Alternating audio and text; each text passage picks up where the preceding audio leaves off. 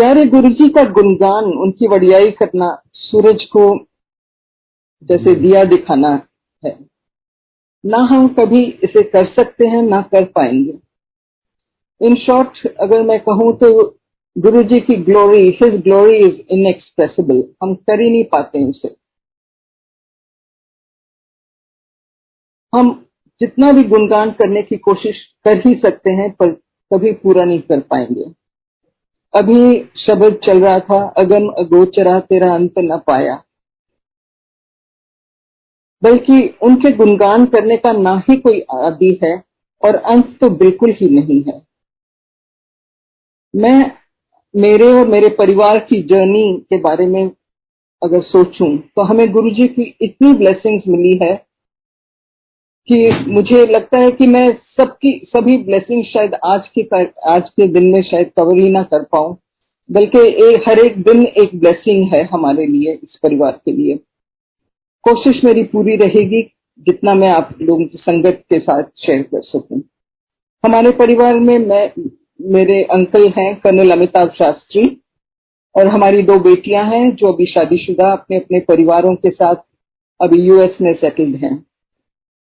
मेरे uncle colonel Shastri को गुरुजी के बारे में पता चला था 1985 में थ्रू कर्नल चैटर्जी, पर फौज में होने की वजह से हम लोग ट्रांसफरेबल जॉब्स पे थे और कभी इतना ध्यान नहीं दिया था कि गुरु भी हमारा कोई होना चाहिए, तो उसे सीरियसली नहीं लिया उस समय।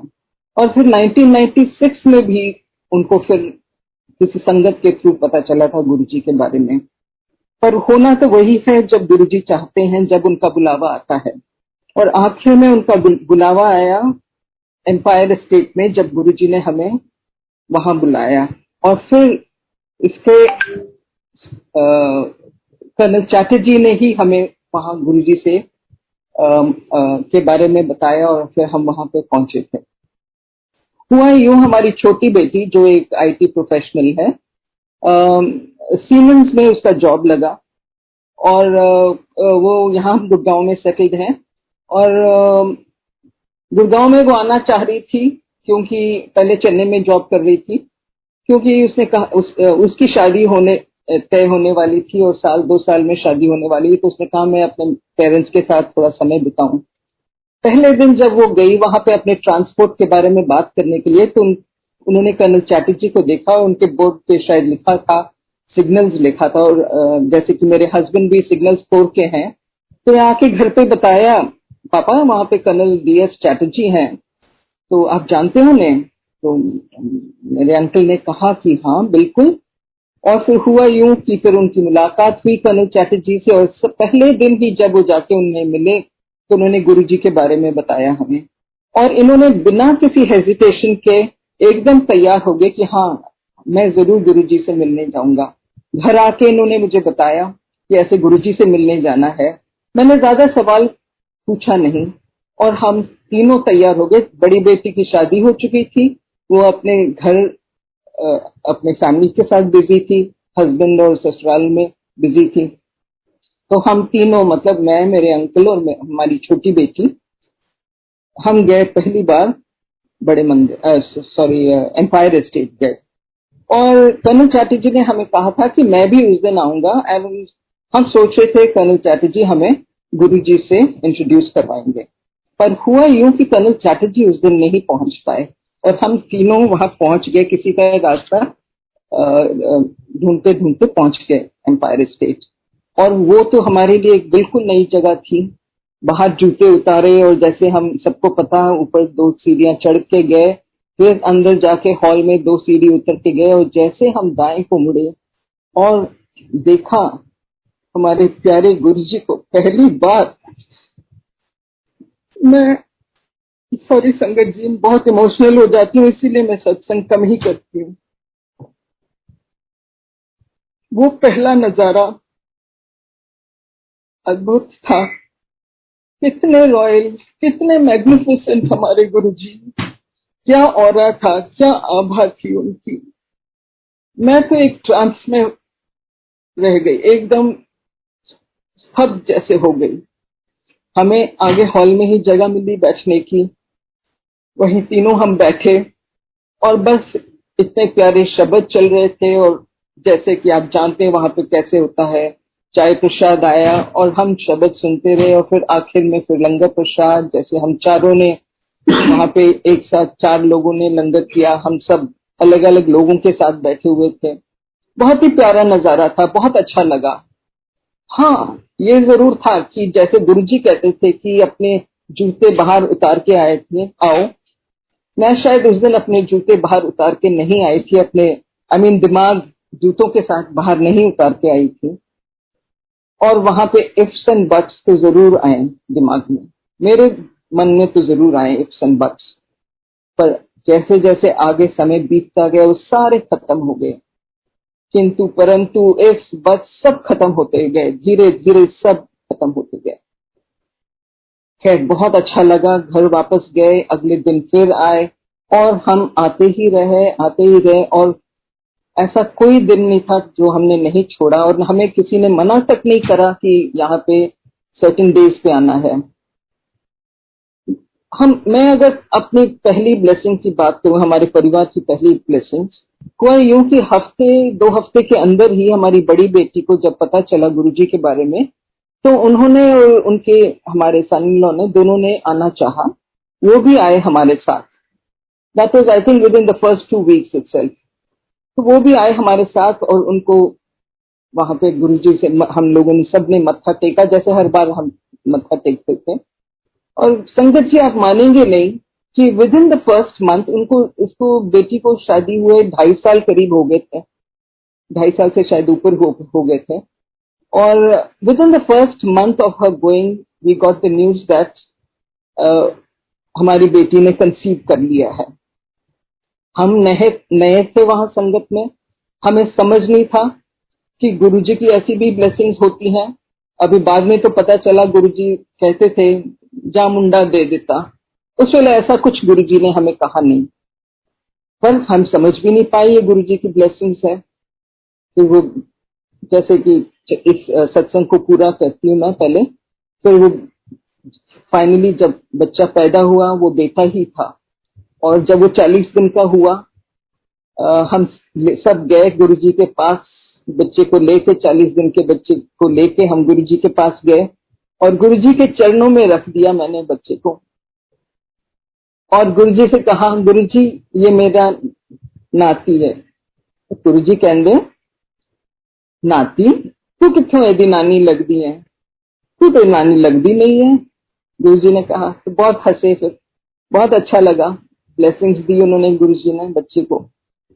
हाँ, मैं ये बताना भूल गई कि पहले दिन जब हम गुरुजी के पास पहुंचे थे और जब हम आज्ञा लेने गए गुरुजी के पास, तो मैं जब उनका उनके चरण छुए तो गुरुजी ने मुझे बुलाया और पूछा कित्थों आई है। जिसका गुरुजी जानी जान है, सब जानते हैं, तो पूछते थे सबसे कित्थों आई है, की ना है तेरा, की करदा है तेरा आदमी।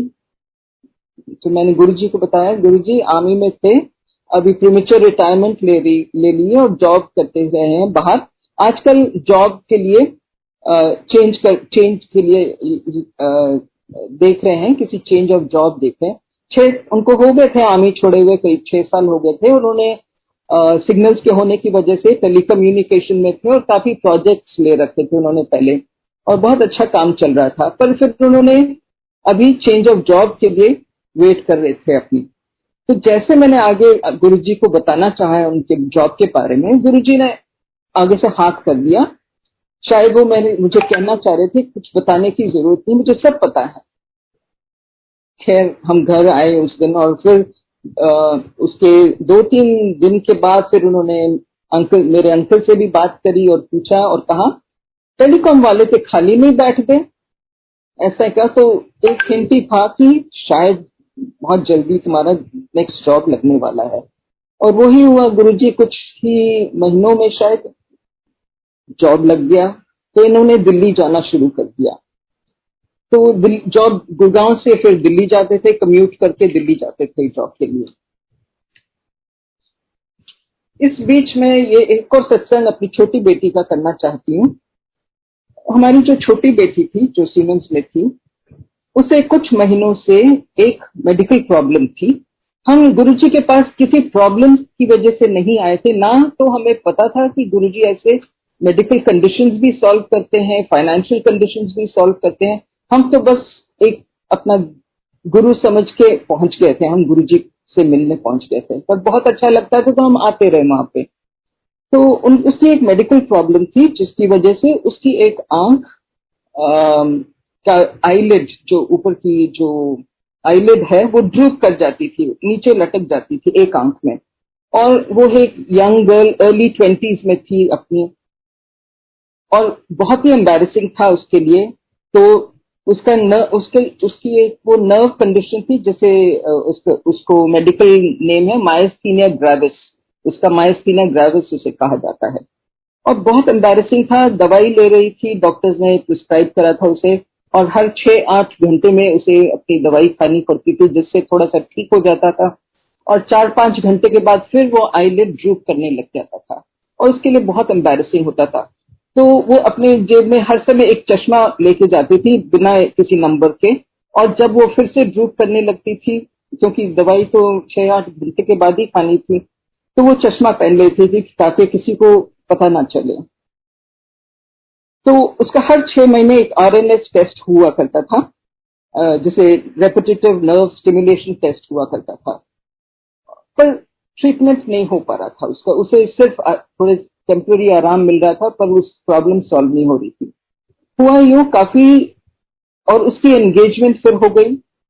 उसकी शादी की बात तो पहले से ही चल रही थी। वो एक इंजीनियरिंग स्टूडेंट थी, बिट्स पिलानी से पास आउट थी, उसका सीनियर था 2 साल उससे सीनियर। उससे उसकी शादी तय हुई थी, होने वाली थी, एंगेजमेंट हो गई थी। तो वो बहुत दुखी थी कि इस हालत में मैं कैसे getting married, it was very embarrassing for her. तो एक दिन जब हम पहुंचे एम्पायर स्टेट, तो उसको बिल्कुल गुरुजी के सामने उसको जगह मिली बैठने की। गुरुजी ने ऐसे सामने बैठा दिया उसको, और हम थोड़ा सा पीछे बैठे हुए थे, हम दोनों वहां। तब उसने अपने मन में अरदास करी गुरुजी को, कहा गुरुजी, मैं आज से कोई दवा नहीं खानी है, मैंने आज से कुछ भी नहीं खाना, मैंने सिर्फ आप पे छोड़ दिया है गुरुजी, आप जैसे चाहें आप करें, मैंने आज से दवा नहीं खानी है।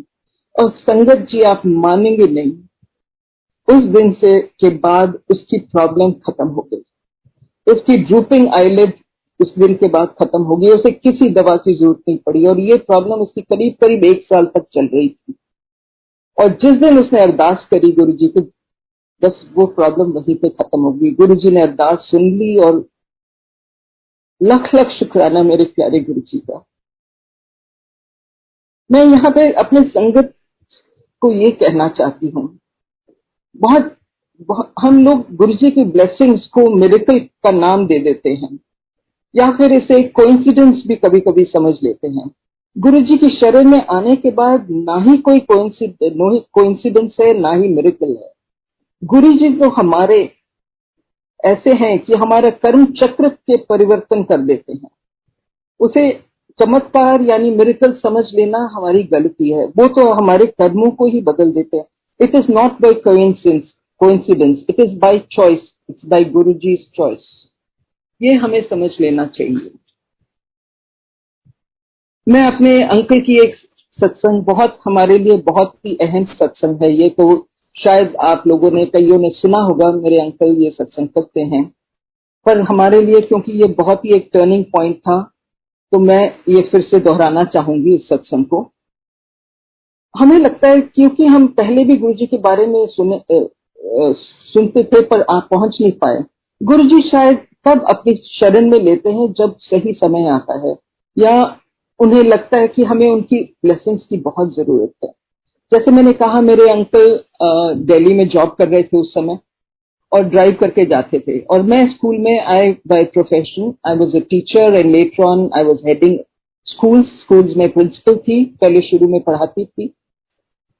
उस समय मैंने पहला, उसका भी मैं सत्संग बाद में करूंगी, I was in the position of the head of an institution, school में हेड की प्रिंसिपल की पोस्ट पे थी। और घर पहुंचते पहुंचते मुझे कभी 4-4:30 बज जाते थे, और मेरे हस्बैंड, मेरे अंकल उसके बाद ही घर पहुंचे थे दिल्ली से, ऑफिस से। एक दिन मैं घर पहुंची, और देखा कि अंकल घर पे हैं और बेड में लेटे हुए हैं। तो मैंने उनको पूछा क्या हुआ, कहते नहीं तबीयत ठीक नहीं थी, मैं जल्दी आ गया ऑफिस से, इन्होंने मुझे फोन करके भी नहीं बताया कि मैं घर पहुंच गया हूँ, तो तबीयत ठीक नहीं है। तो मैंने कहा चलो कुछ होगी, आज थोड़े ढीले लग रहे हैं, आराम कर लें। तो उन्होंने सारा दिन आराम किया और अगले दिन फिर ऑफिस जाने को तैयार हो गए। अगले दिन फिर जब मैं शाम को घर पहुंची और वो फिर घर पे वापस आ गए, 2 घंटे 3 घंटे ऑफिस में बैठ के फिर आगे वापस। फिर मुझे लगा कि वाकई कोई बात है। मैंने कहा चलो डॉक्टर के पास चलते हैं। तो कहते नहीं, अभी शाम को वो उठे जब तो थोड़ी थोड़ी अंधेरा हो गया था, कहते नहीं मैं कल सुबह जरूर डॉक्टर के पास जाऊंगा, तुम चिंता मत करो मैं ठीक हूँ। अगले दिन उन्होंने जिद करके मुझे स्कूल भेजा, कहते नहीं तुम्हारी रिस्पॉन्सिबिलिटी है वहां पे स्कूल में, तुम जाओ, मैं डॉक्टर को दिखा दूंगा। डॉक्टर के पास गए जब वो, और तो डॉक्टर ने ईसीजी करा। डॉक्टर ने कहा तुम्हारा ईसीजी बिल्कुल ठीक नहीं है, तुम्हें एक कार्डियोलॉजिस्ट के पास जाना। इमीडिएटली फिर मेरे पास फोन पहुंचा, बेटी दामाद के पास पहुंचा, दामाद के भाई भी पहुंच गए और सब ने मिलके फिर उनको दिल्ली एस्कॉट्स ले गए। उन दिनों में गुड़गांव में, उन दिनों में ये बड़े बड़े हॉस्पिटल्स नहीं हुआ करते थे जैसे अब तो आ गए हैं बहुत सारे, वो बहुत छोटे छोटे से थे बस। तो हम दिल्ली एस्कॉट्स में ले गए, वहां पे इनका ट्रीटमेंट, एंजियो हुआ, एंजियोग्राफी हुआ। पता चला मेन आर्टरी में 100% ब्लॉकेज है और 2 और ब्लॉकेजेस हैं। और गुरुजी की मेहर देखिए, जहां पे 100% ब्लॉकेज था मेन आर्टरी में, उसी के पास एक सब्सिडरी आर्टरी, जो एक छोटी सी सब्सिडरी आर्टरी से ब्लड फ्लो होना शुरू हो गया था और इसी वजह से वो बचे रहे। नहीं तो कुछ भी हो सकता था, 100% मेन आर्टरी में ब्लॉकेज था, उस सब्सिडरी आर्टरी से द ब्लड वॉज फ्लोइंग और वो बचे रहे। डॉक्टर ने मुझे पूरी एंजियोग्राफी के बाद समझाया और कहा कि ये तो स्टेंट लगेगा इनका, और बहुत, इसमें सबसे बड़ा स्टेंट लगेगा। फिर वो स्टेंट एंजियोप्लास्टी हुआ और फिर जैसे कि हम सब जानते हैं गुरुजी का स्वरूप हमारे साथ हर समय रहता है। उनके तकिए के नीचे मैंने स्वरूप रखा थ्रू आउट, जितने दिन वो हॉस्पिटल में थे उनका एंजियोग्राम और एंजियोप्लास्टी के दौरान स्वरूप रखा उनके तकिए के नीचे, और फिर सब ठीक हो गया और वो ठीक होके घर आए। हमारे लिए ये बहुत बड़ी ब्लेसिंग थी गुरुजी की। जैसे हम कभी भी गुरुजी को इस बात के लिए हम कितना जितना भी शुक्राना करें वो कम है हमारे लिए। चलिए मैं अब एक सत्संग अपना स्कूल का ही कर लेती हूँ। जैसे मैंने बताया, I was in teaching profession और आर्मी में होने की वजह से हमारा ट्रांसफरेबल जॉब था। हर 3 साल में हम लोग ट्रांसफर हो जाते थे। तो जैसे कि आप जानते हैं, तो हम लोगों के लिए एक टीचिंग प्रोफेशन ही में एक मेन ऑप्शन हुआ करता था, क्योंकि और कुछ तो कर नहीं पाते थे हम। And I was qualified to be a teacher. So मैं सीनियर बच्चों को मैथ्स पढ़ाती थी सीनियर क्लासेस में, और कभी कभी फिजिक्स और केमिस्ट्री भी पढ़ाती थी, क्यों ये तीनों मेरे सब्जेक्ट्स थे कॉलेज में। तो मैं फिर जब हम दिल्ली में पोस्टेड थे, तो 8-9 साल में दिल्ली के कॉन्वेंट में पढ़ाती थी, मैथ्स सीनियर क्लासेस को पढ़ाती थी। इस बीच जब मैं दिल्ली में पढ़ाती थी, हम दिल्ली से गुड़गांव शिफ्ट हो गए थे, और मेरे लिए गुड़गांव से रोज दिल्ली जाना थोड़ा सा अटपटा लगा कि बहुत ज्यादा स्ट्रेन पड़ रहा था। तो मैंने सोचा, हालांकि 9 साल हो गए थे मेरे उस स्कूल में, परमानेंट जॉब था, मैंने फिर भी हिम्मत करके मैंने सोचा नहीं, अब मैं गुड़गांव में ही जॉब करूंगी। और मैंने सोचा चलो मैं एक छोटा सा ब्रेक ले लेती हूँ, एक सबैटिकल जिसे कहते हैं वो ले लेती हूँ, और फिर मैं गुड़गांव में अपने जॉब के लिए अप्लाई करूंगी। और उन दिनों में हम गुरुजी के पास आना शुरू कर चुके थे। गुरुजी की ब्लेसिंग देखिए यहाँ भी मेरे साथ रही है। कुछ महीने मैंने आराम भी किया और फिर एप्लीकेशन वो न्यूज़पेपर्स देखना शुरू कर दिया, एडवर्टिजमेंट्स। और फिर एक स्कूल में मैंने देखा कि उनको एक फिजिक्स टीचर की जरूरत थी। तो मैंने सोचा हाँ, फिजिक्स तो मैं पढ़ा ही लेती हूँ, हालांकि मैं बहुत साल मैथ्स पढ़ाती रही पर फिजिक्स केमिस्ट्री भी पढ़ा लेती थी। तो मैंने वहां एप्लीकेशन डाली, मुझे बुलावा आया इंटरव्यू के लिए। इंटरव्यू के लिए जब मैं पहुंची वहां पे, तो उन्होंने जो भी जैसे इंटरव्यू लेना था लिया मेरा, और फिर एंड में कहते हैं मुझे, आप कि एक वैकेंसी यहाँ पे है, प्रिंसिपल के पोस्ट की वैकेंसी है, we would like to offer you the principal's post here. मैं तो बस हक्की बक्की रह गई। मैंने कहा कहाँ, मैंने तो सोचा ही नहीं था। मैं तो हर समय अपना टीचिंग प्रोफेशन पे फोकस कर रही थी और सोचा नहीं था कि एडमिनिस्ट्रेटिव साइड में भी मुझे अपना ट्राई करना चाहिए। और देखिए गुरुजी की मेहर, वो खुद मेरी झोली में आके गिरी मेरी ये जॉब। खैर मेरे लिए तो बहुत ही एक वो अच्छा मौका था, तो मना करने का तो सवाल ही नहीं था। तो मैंने फिर वो पोजीशन दी, प्रिंसिपल्स पोजीशन, और वहां पे जॉब कर दी। पर हुआ यूं कि मैं, I am cutting things short, कि जो मुझे सैलरी टीचर के लिए ऑफर हो रही थी, उन्होंने थोड़ा सा बढ़ा के मुझे एज अ प्रिंसिपल, शायद जैसे होते हैं स्कूल, प्राइवेट स्कूलों में, सोचा कि कम में शायद ये प्रिंसिपल का पोस्ट मान ले, क्योंकि इसको तो हम पहले टीचर के लिए आई थी।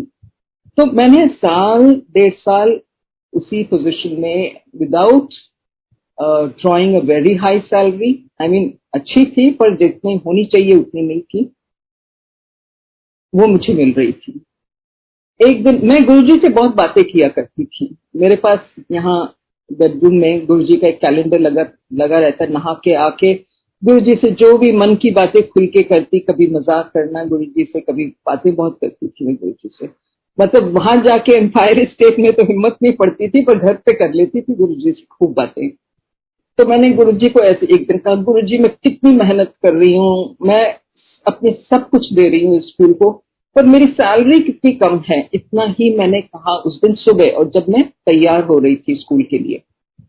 और जैसे मैं स्कूल पहुंची और स्कूल बच्चे चले गए, एज अ प्रिंसिपल फिर हम रुकते थे बाद में, काफी काम हुआ करता था, वो सब खत्म करके घर पहुंचे। तो जैसे स्कूल खत्म हुआ, चेयरमैन स्कूल आए, तो उन्होंने मुझे बुलाया और उन्होंने कहा, Mrs Shastri, this is your, just take this letter. उन्होंने मुझे एक लेटर दिया, और जिसमें उन्होंने मुझे सैलरी, उसी दिन जिस दिन मैंने गुरुजी को कहा था, और गुरुजी से मैंने कुछ मांगा नहीं, मैंने सिर्फ बात करी थी गुरुजी से, क्योंकि मुझे पता था गुरुजी से कुछ मांगने की जरूरत नहीं है। और मेरी सैलरी वॉज डबल्ड, एकदम डबल होके मेरी सैलरी उस दिन मुझे ऑफर हुई। कितना शुक्राना करें हमारे गुरुजी का। मतलब वो मन की बात ऐसे सुन लेते हैं, बस कुछ कहिए मत। यहाँ एक छोटी सी मन की बात वाली मैं करना चाहूंगी, स्कूल से ही रिलेटेड है। मैंने स्कूल में 5 साल प्रिंसिपल की पोस्ट में जॉब करने के बाद, और भी बढ़िया स्कूल में मैंने फिर अप्लाई करके, I wanted to grow further, तो किसी दूसरे स्कूल में गुड़गांव में ही मैंने अप्लाई करा, और I got another job after 5 years। And वहां पे हुआ यूं कि तब तक हमारी छोटी बेटी की शादी हो गई थी, और वो यूएस चली गई थी। उसकी शादी, son in law was already in US and she move to US. तो हम यूएस गए थे, दिसंबर हॉलीडेज थे, थोड़ा सा एक्सटेंड करके मैं और मेरे अंकल मिलने गए थे अपनी बेटी और दामाद से।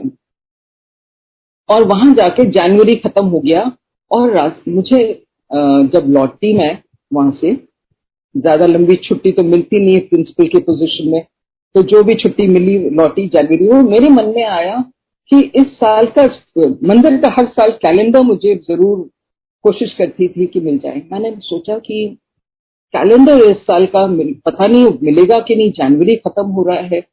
आप मानेंगे नहीं संगत जी, मैं स्कूल फर्स्ट डे जब मैं गई और अपने ऑफिस में गई, तो मेरे स्टाफ में से एक लेडी आती है ऑफिस स्टाफ से, और आके मुझे एक रोल करा हुआ कैलेंडर पकड़ाती है और कहती, ma'am this is for you, somebody came in your absence. आपके पीछे जब आप गए हुए थे, किसी ने आके ये आपके लिए छोड़ दिया था। और मैंने खोल के देखा तो बड़े मंदिर का कैलेंडर था, और कौन आए वहां पे कैलेंडर देने पता नहीं। मैंने पूछा कौन आया था, तो उन्होंने कहा हमें पता नहीं कौन है, नाम नहीं बताया उन्होंने। मेरे लिए गुरुजी के बड़े मंदिर का कैलेंडर वहां कोई छोड़ गया, और कौन छोड़ सकता था। संगत जी ये आप ही सोचिए, मैं तो सोच सोच के बस यही कंक्लूजन ड्रॉ करती हूँ, और कौन हो सकता। तो ये हमारे गुरुजी, ये छोटी छोटी खुशियां किस तरह। अब इसी एक छोटी सी और बहुत मुझे याद आ रही छोटी सी और खुशी, बड़ी बड़े तो बहुत उन्होंने दिए ब्लेसिंग्स, छोटी छोटी खुशियों का भी ध्यान करते हैं हमारी गुरुजी। हुआ ऐसे बड़े, हम मंडेज और फ्राइडेज को जनरली बड़े मंदिर जाते थे। मंडे डेफिनेटली हम जाते थे, और सर्दी का मौसम था, दिसंबर जनवरी का, और उन दिनों वो जो अभी आजकल पीछे हॉल बना हुआ है वो हॉल बना नहीं था, तो वो शुरू नहीं हुआ था वहां का काम। और मंडे को अगर संगत जो जाती थी उनको पता होगा कि जैसे हम मंदिर को फेस करते, लेफ्ट साइड पे जो बड़ा लॉन है आजकल जहाँ पे फाउंटेन लग गया और झूला लगा हुआ है, वहां पे शामियाना लगा करता था।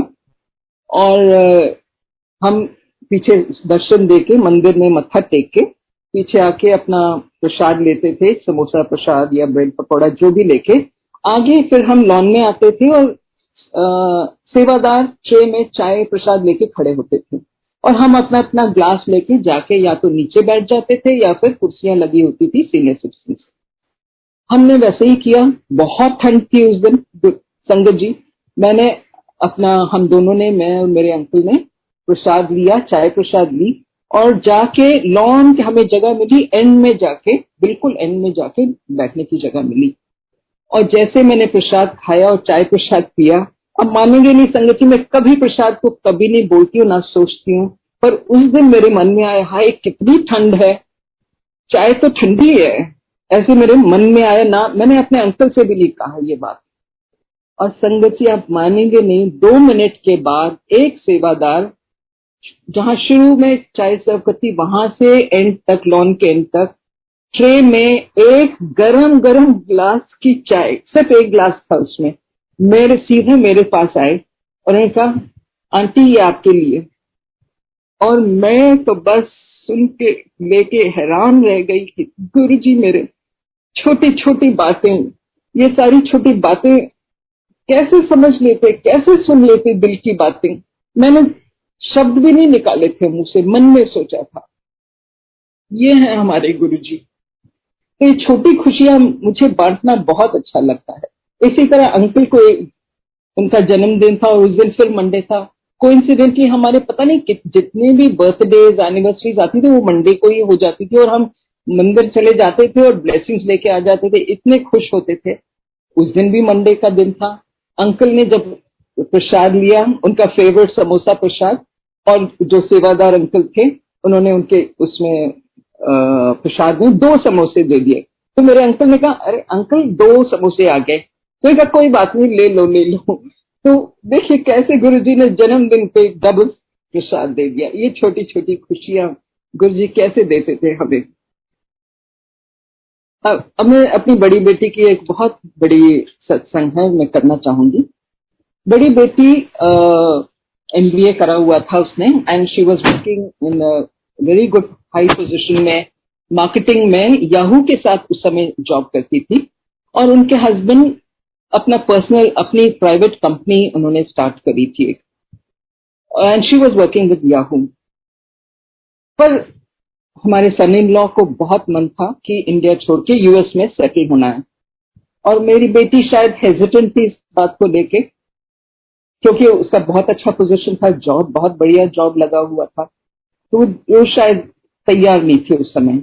पर दोनों ने फिर फैसला किया ठीक है हम कोशिश करेंगे।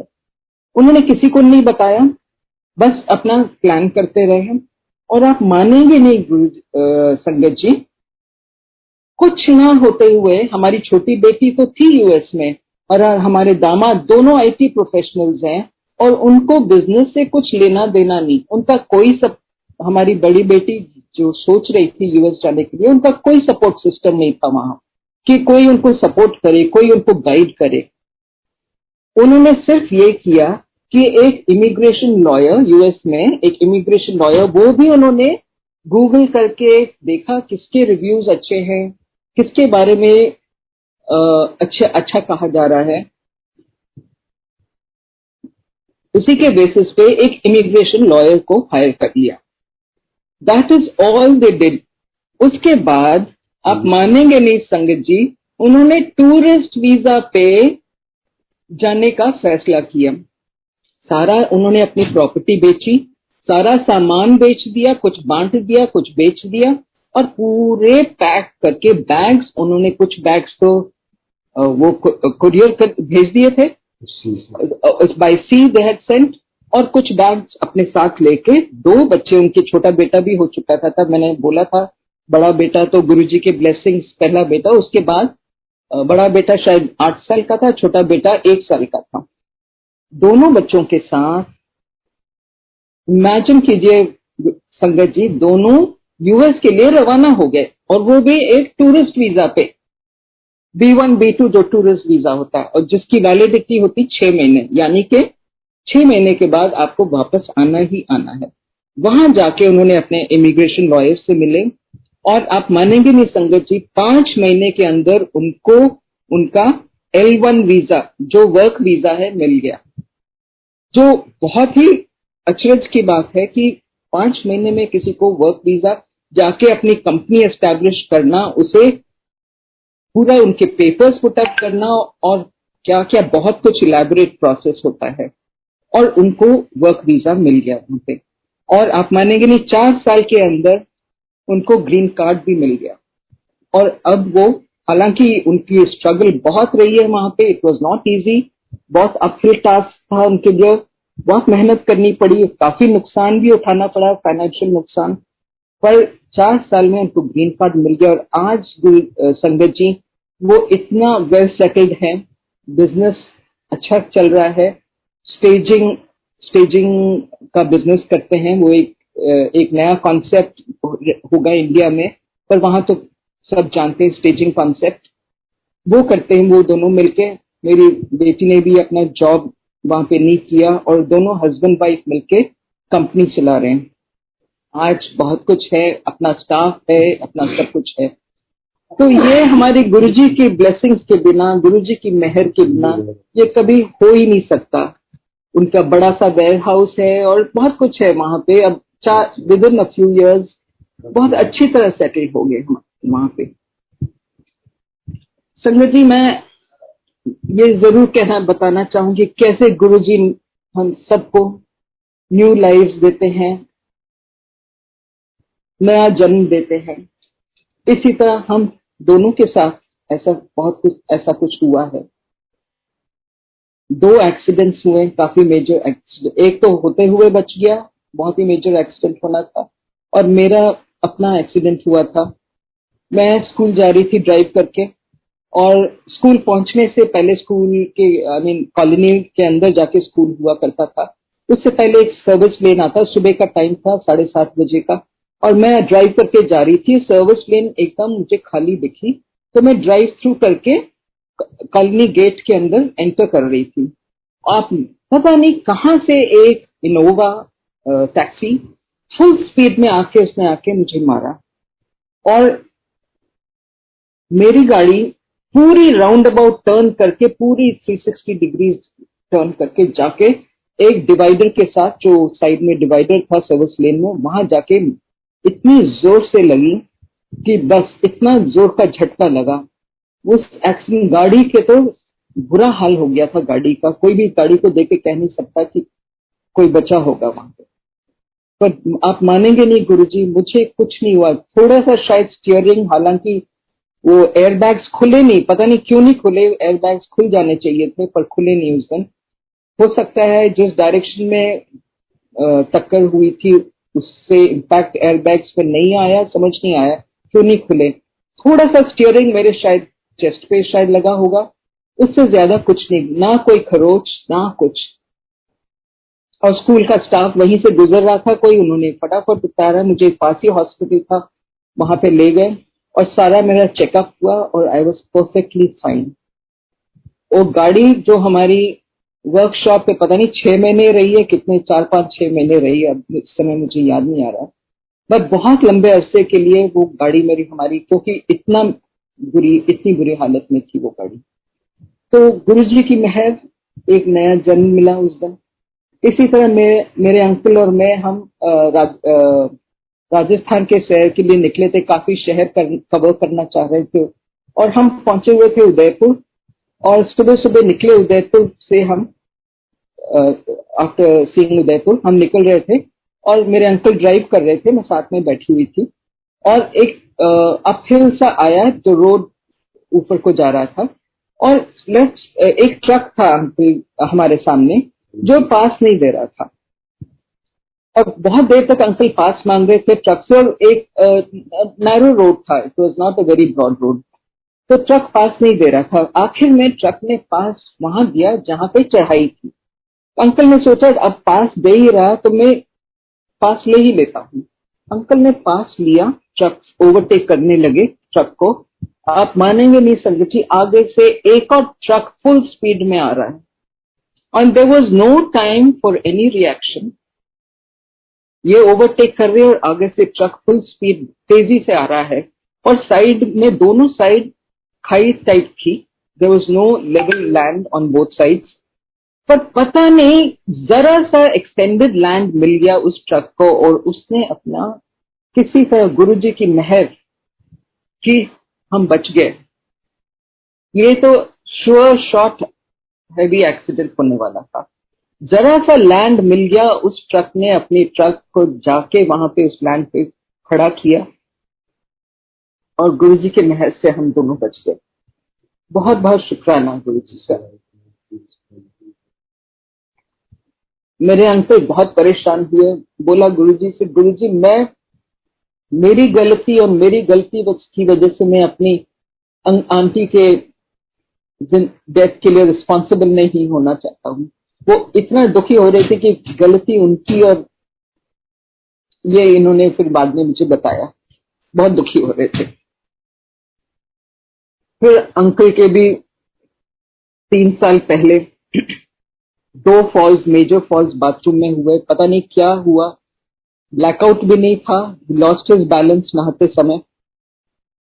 एक फॉल हुआ और उस दिन मंडे का दिन हमें बड़े मंदिर जाना था। इन्होंने मुझे बताया नहीं और मैं तैयार हो रही थी बड़े मंदिर जाने के लिए और इन्होंने फटाफट निकले, टाइम हो रहा था जाने का। इन्होंने मुझे बताया नहीं और ये चेस्ट पे गिरे थे उस दिन। और एक छोटा सा डिवाइडर टाइप है बाथरूम में, वो जो पानी के फ्लो के लिए होता है, शायद वो जाके चेस्ट पे लगा था उस दिन, सीमेंटेड था। तो बड़े मंदिर जाना था तो मैं ड्राइव कर रही थी। मैं करती हूँ जनरली, मैं कई बार ड्राइव करती हूँ, वो बैठते हैं, हम बारी बारी। तो मैं ड्राइव कर रही थी, इन्होंने मुझे बताया नहीं पूरे रास्ते। आधे रास्ते हम जा रहे थे, पहुंचे तो इन्होंने कहा कि मुझे तकलीफ हो रही है, सांस नहीं आ रहा है मुझे। तब इन्होंने मुझे बताया कि मैं बाथरूम में गिर गया था। तो मैंने कहा बताया क्यों नहीं? तो कहते नहीं नहीं मैं ठीक हूँ, ऐसा कोई कुछ नहीं है। संगत जी, मंदिर पहुंचते पहुंचते इनकी हालत इतनी खराब हुई उस दिन कि जब हमने पार्किंग में गाड़ी लगाई अपनी, तो इनसे उतर भी नहीं पा रहे थे गाड़ी से, क्योंकि सांस ही नहीं आ रही थी इनको। मैंने कहा मैं अंदर जाके अनाउंस करती हूँ किसी डॉक्टर के लिए। मैं जाती हूँ अंदर और फटाफट अनाउंस करवाती हूँ कि कोई डॉक्टर है तो आके देख लें, क्योंकि ये was not able to breathe. इनका नहीं अभी कुछ मत करो, मैं ठीक हो जाऊंगा। इन्होंने मेरा हाथ थामा और धीरे धीरे मेरा हाथ पकड़ के पूरा पहले मत्था टेका वहां गणेश जी की मूर्ति पे, फिर हमने समाधि में फिर अंदर गए, समाधि के अंदर घूम के वहां पे हॉल में गए, वहां भी मत्था टेका। जनरली हम हॉल में थोड़ी देर बैठते हैं हर मंडे को। उस दिन मैंने कहा अभी बैठते नहीं, अभी चलते हैं। मत्था टेक के हम बाहर निकले। उस समय तो खैर हॉल बन गया था, जो अभी आजकल हॉल में हम जाते हैं जहाँ प्रसाद मिलता है, हम प्रसाद लेते ग्रहण करते हैं। वहां पहुंचे तो मेरे मन में आया, मैंने कहा ऐसे करते हैं आज प्रसाद लेके घर चलते हैं। इनका नहीं प्रसाद तो यहीं पे खाना होता है। तो बैठ गए। मुझे चिंता हो रही, इतना टाइम हो रहा, ना हमने डॉक्टर को बुलाया, ना हम घर किसी हॉस्पिटल पहुंचने की जल्दी कर रहे हैं। बहुत टेंस थी मैं ये बैठा, हम दोनों ने अपना प्रसाद पूरा ग्रहण किया। फिर ने कहा चलो अब चलते हैं। धीरे धीरे हाथ पकड़ के इनको मैं गाड़ी तक लाई और जैसे हम वहां से निकले तब भी इनकी तबीयत ठीक नहीं थी और हम शायद गुरुजी पब्लिक स्कूल से आगे ही निकले होंगे। तो उन्हें कहा अब मैं ठीक हूं।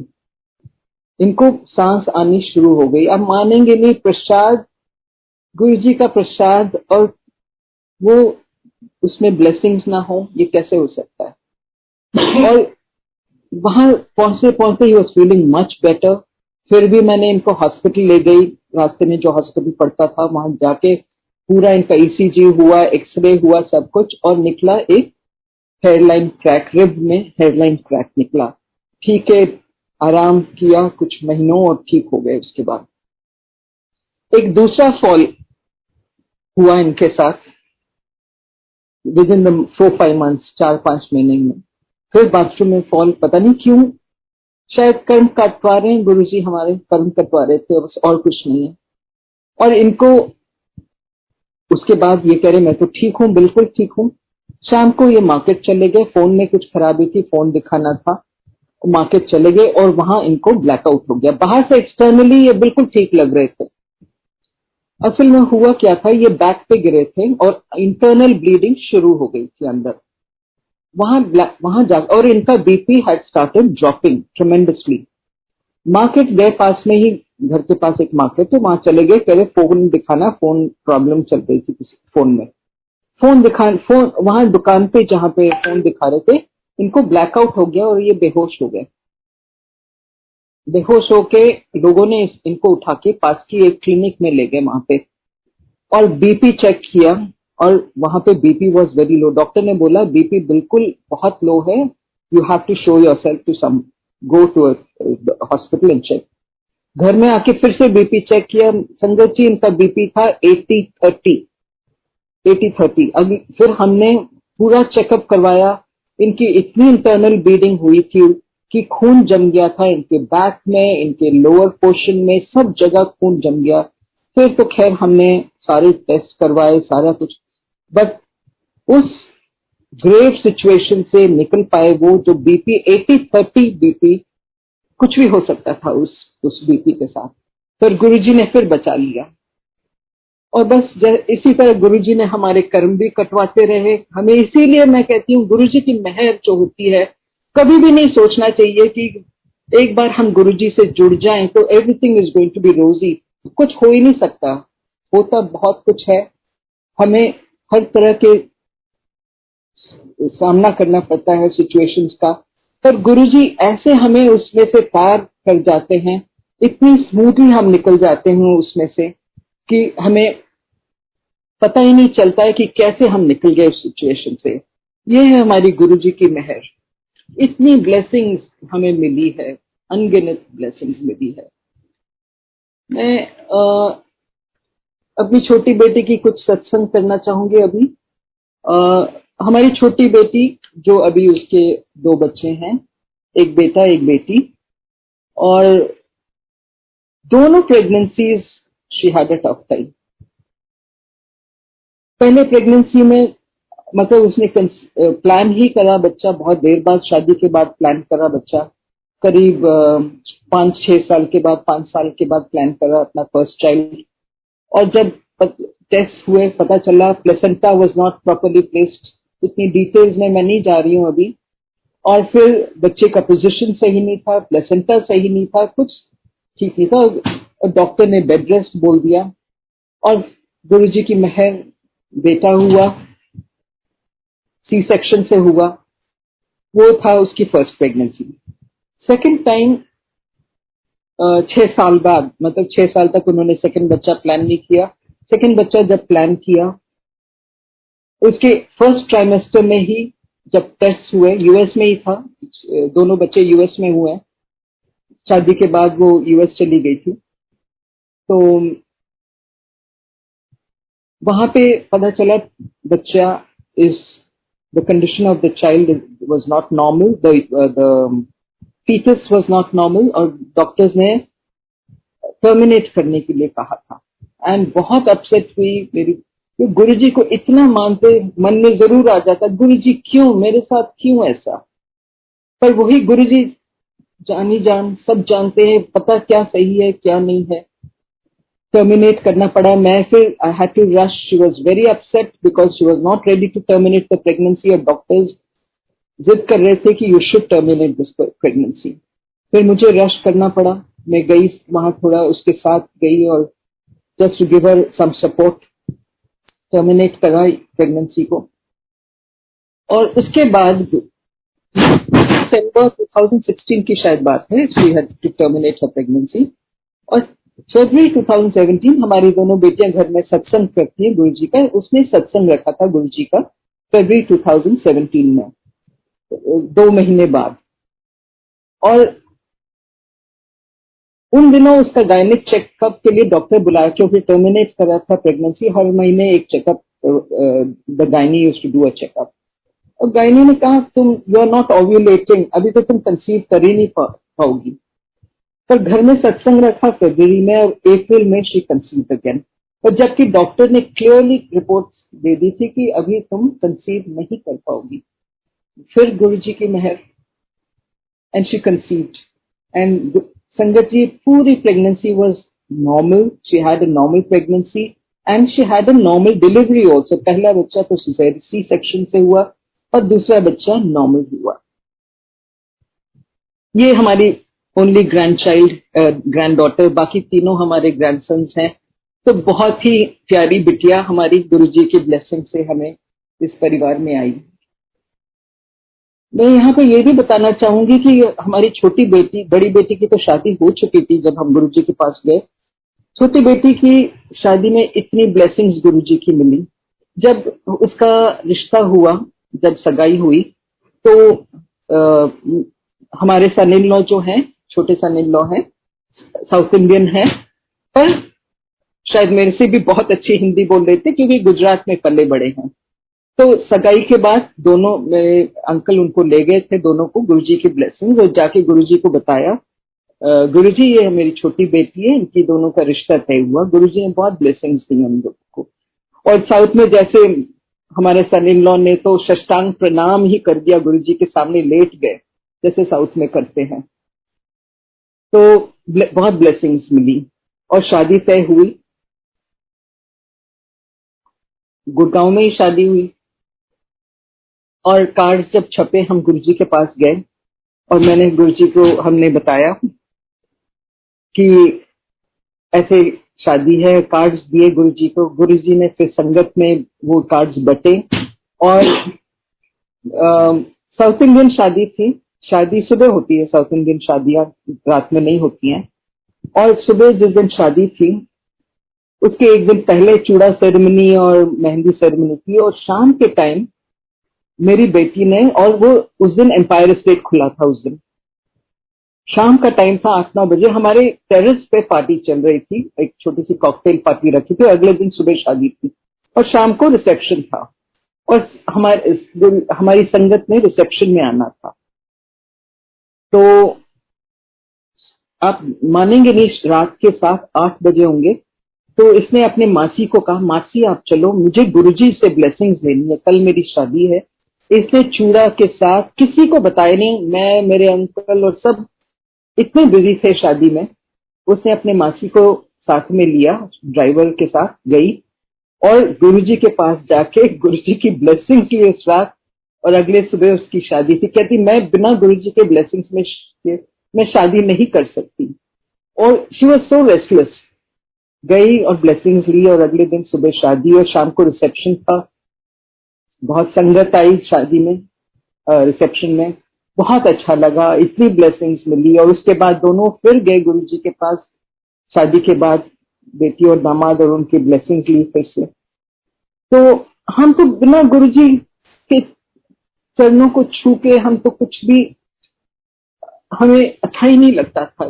जरूर ही जाना था उनके शरण में जाके, तभी हमें अच्छा लगता था।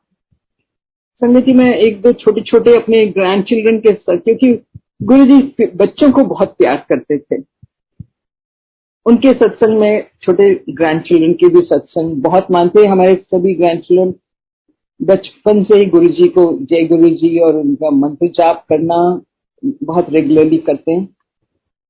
तो हमारे ये बताना चाहूंगी कि जब हमारी बड़ी बेटी स्टिल इंडिया में थी, उसका पहला बेटा जो गुरुजी के ब्लेसिंग से हुआ था, वो 4-5 साल का होगा।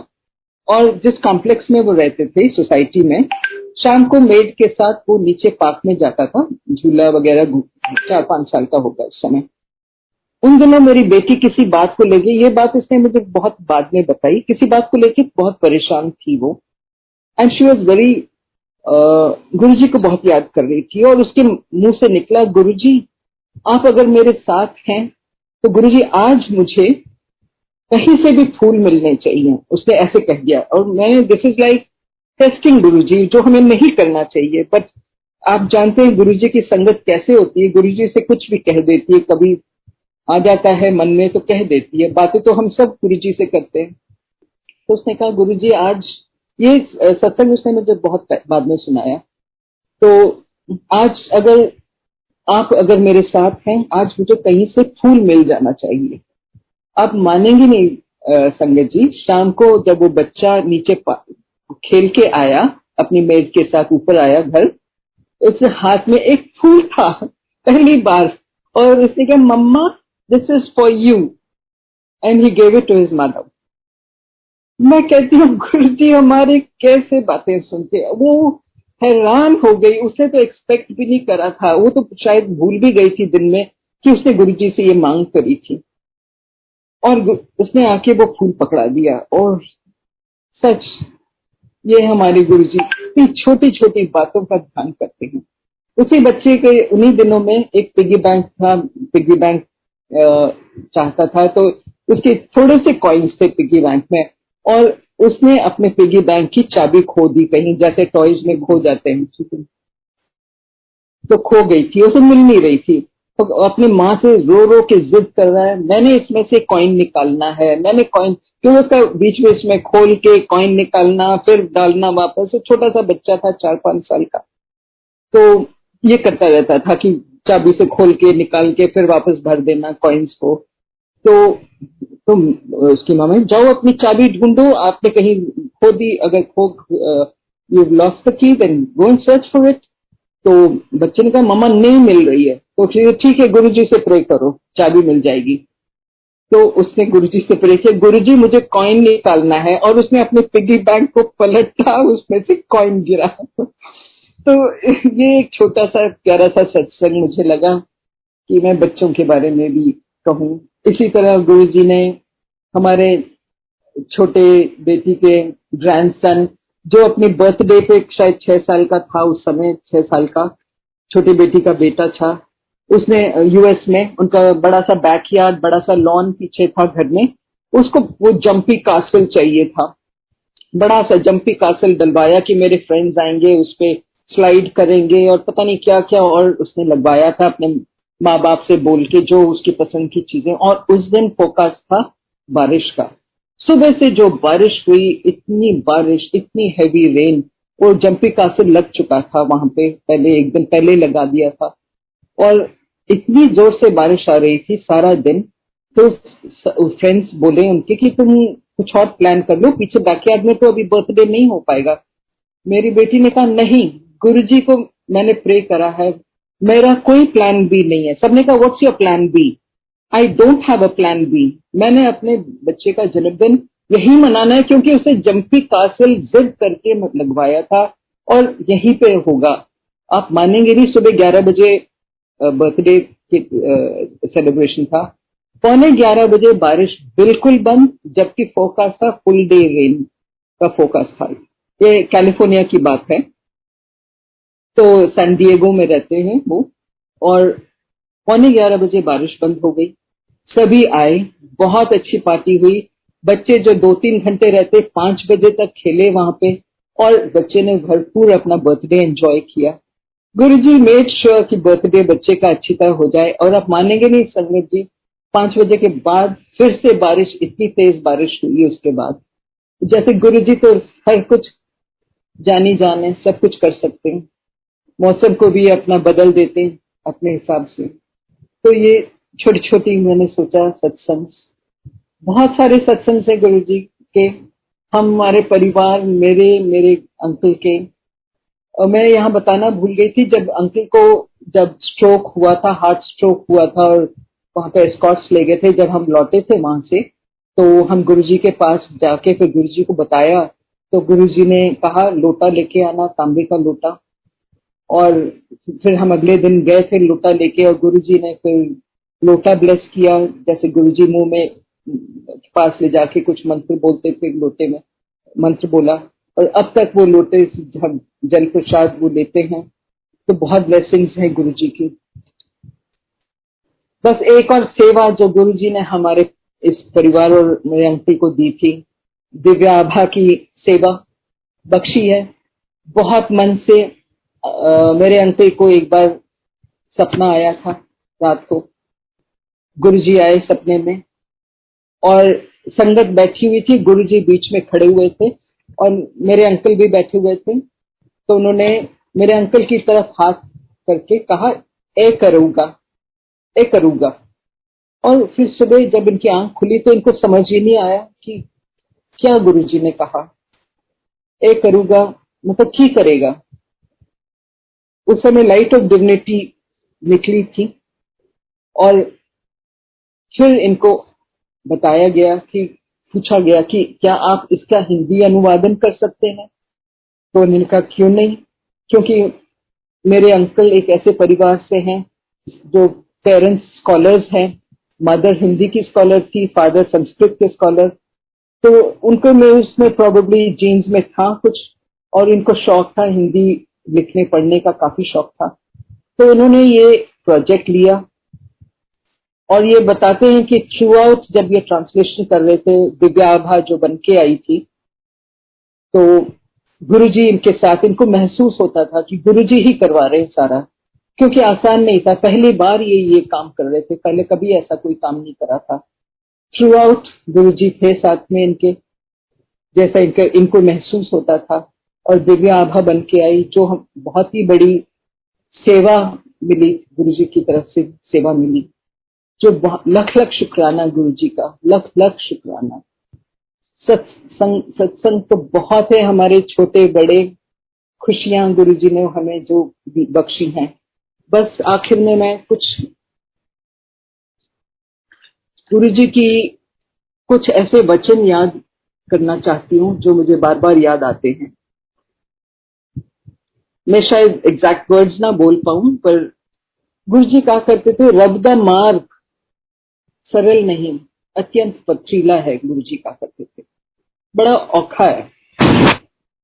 यानी भक्ति का मार्ग जो गुरुजी कहते थे, उनका कहने का मतलब था, उसमें संगत को एक स्वस्थ मन चाहिए, स्वस्थ शरीर चाहिए और एक सुदृढ़ चित्त जिसे चाहिए, और विश्वास होना चाहिए। अपना जो पांडा है अंदर बिल्कुल साफ खाली रखना चाहिए। साफ होके जब हम गुरुजी के पास आएंगे, उसे खाली करके आएंगे, तभी हम गुरुजी की ब्लेसिंग्स उसमें समा सकती हैं।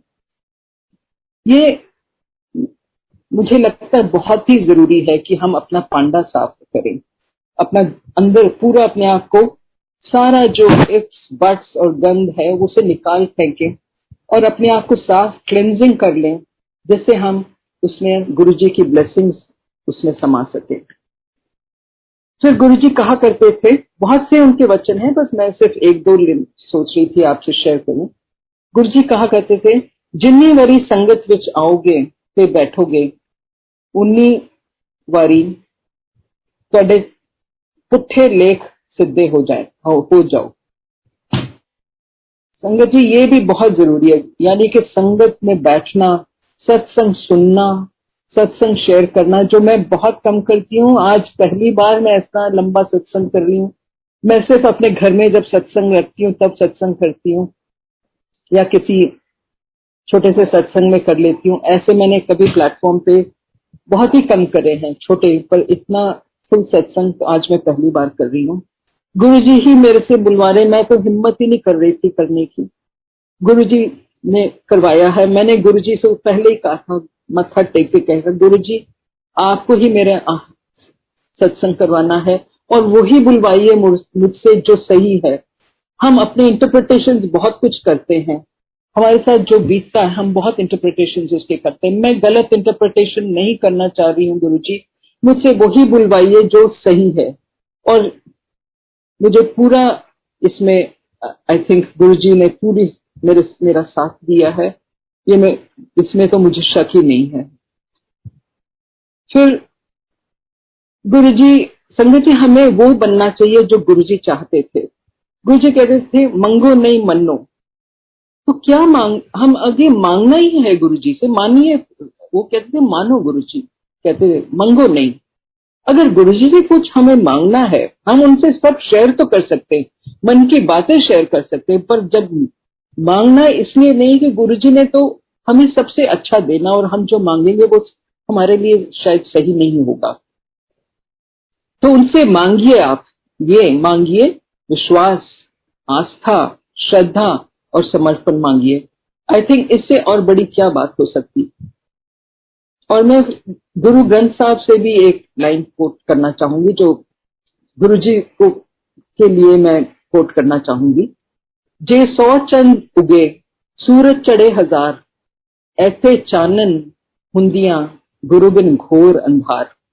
यानी 100 चंद्रमा और 1000 सूरज के प्रकाश होते हुए भी हम गुरु के चरणों के आश्रय के बिना बिल्कुल अंधेरा है, अंधेरा ही अंधेरा है। संगत जी, टाइम हो गया है, तो मैं यहाँ अपनी आवाज को विराम देती हूँ। आज मैं सब संगत से यही कहना चाहती हूँ कि गुरु जी की ब्लेसिंग्स एंडलेस हैं। हमें सिर्फ अपना मन और खुला रखना चाहिए, अपनी आंखें खुली रखनी चाहिए और उन्हें ग्रहण करना चाहिए। मेरे प्यारे गुरु जी का अनंतम शुक्राना, और संगत जी आपका भी शुक्राना। अगर मेरे से कोई त्रुटि हुई हो गुरु जी, मुझे माफ करना। अगर मैंने कुछ गलत बोला है, और संगत जी आप भी मुझे माफ कीजिए। जय गुरु जी।